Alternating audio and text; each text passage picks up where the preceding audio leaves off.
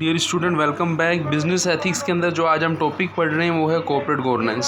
सबसे पहले आपको ये समझना होगा कि कॉर्पोरेट गवर्नेंस है क्या और कॉर्पोरेट के लिए गवर्नेंस के अंदर क्या क्या उनके प्रोविजंस हैं, रेस्पॉन्सिबिलिटीज़ हैं जो उन्हें पूरी करनी हैं।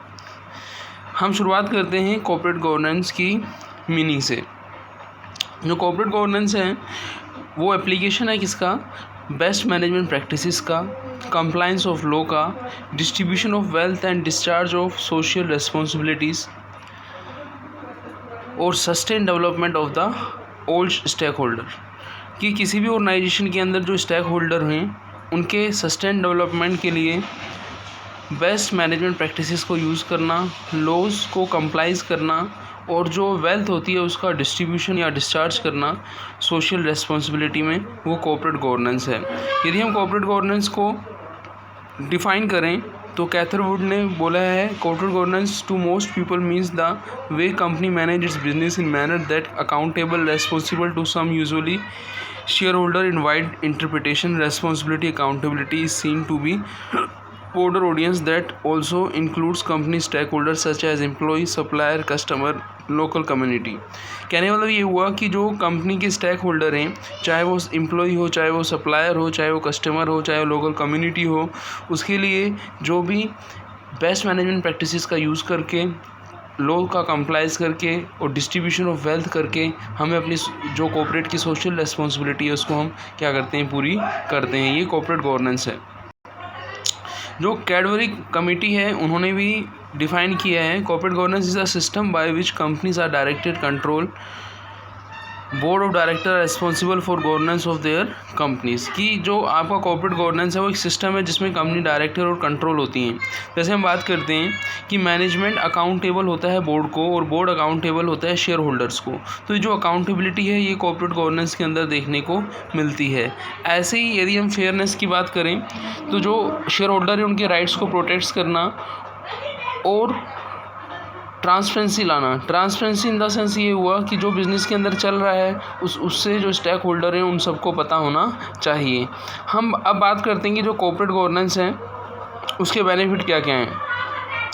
Corporate governance ensure corporate success and economic growth. Strong corporate governance maintain investor confidence. It lower the capital cost.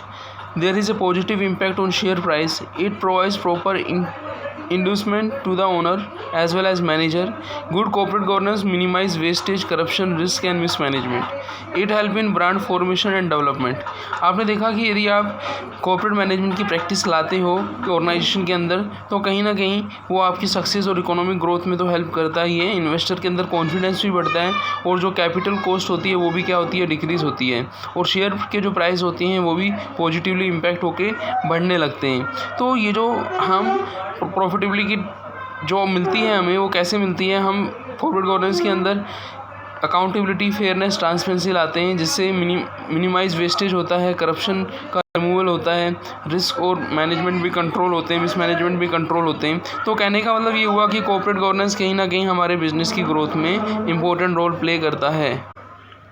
अब नेक्स्ट क्वेश्चन ये आता है, क्या नीड्स हैं कॉर्पोरेट गवर्नेंस की। तो फर्स्ट है चेंजिंग ओनरशिप स्ट्रक्चर। आपने इंडिया के अंदर देखा होगा जो आपके गवर्नमेंट, पब्लिक एंटरप्राइजेज, अलग अलग organisation large scale, medium scale, small scale पर वर्क करती हैं। तो उनकी जो ओनरशिप है उसके अकॉर्डिंग हमें कॉर्पोरेट गवर्नेंस को यूज़ करना होता है। फिर है इंपॉर्टेंस ऑफ सोशल रेस्पॉन्सिबिलिटी, कि जो बिज़नेस की सोशल रेस्पॉन्सिबिलिटी है, सपोज मान लीजिए हम इनसाइडर बात करें तो बोर्ड ऑफ डायरेक्टर क्या करते हैं, जो अपने शेयर होल्डर हैं, जो अपने स्टेक होल्डर हैं, उनके इंटरेस्ट को कंसिडर करते हैं। इसके साथ साथ उन्हें क्या करना चाहिए, जो सोशल रेस्पॉन्सिबिलिटी है सोसाइटी के अगेंस्ट, जैसे बेस्ट मैनेजमेंट प्रैक्टिसेस को यूज़ करना, लॉज को कंप्लाइज करना और डिस्ट्रीब्यूशन ऑफ वेल्थ करना, तो ये सब चीज़ें इसके अंदर इंक्लूडेड होने के कारण ये सोशल रेस्पॉन्सिबिलिटी हमारे लिए इम्पोर्टेंट हो जाती है।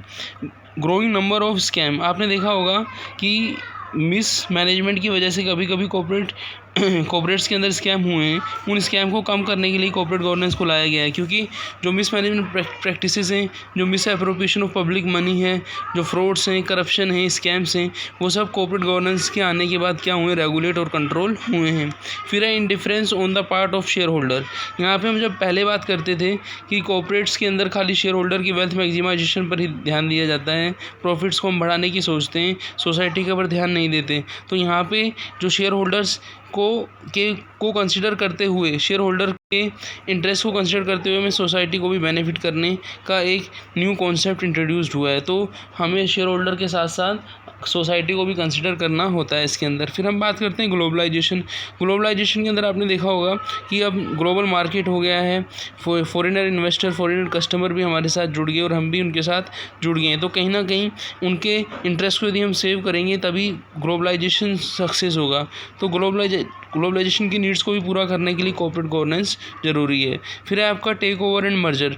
जो टेक ओवर और मर्जर्स होते हैं उसके लिए जो पार्टीज़ इन्वॉल्व होती हैं टेक ओवर मर्जर में, उनके इंटरेस्ट को हम कॉर्पोरेट गवर्नेंस की हेल्प से क्या कर सकते हैं, प्रोटेक्ट कर सकते हैं। तो corporate governance is required to protect the interest of all the parties during take over and merger.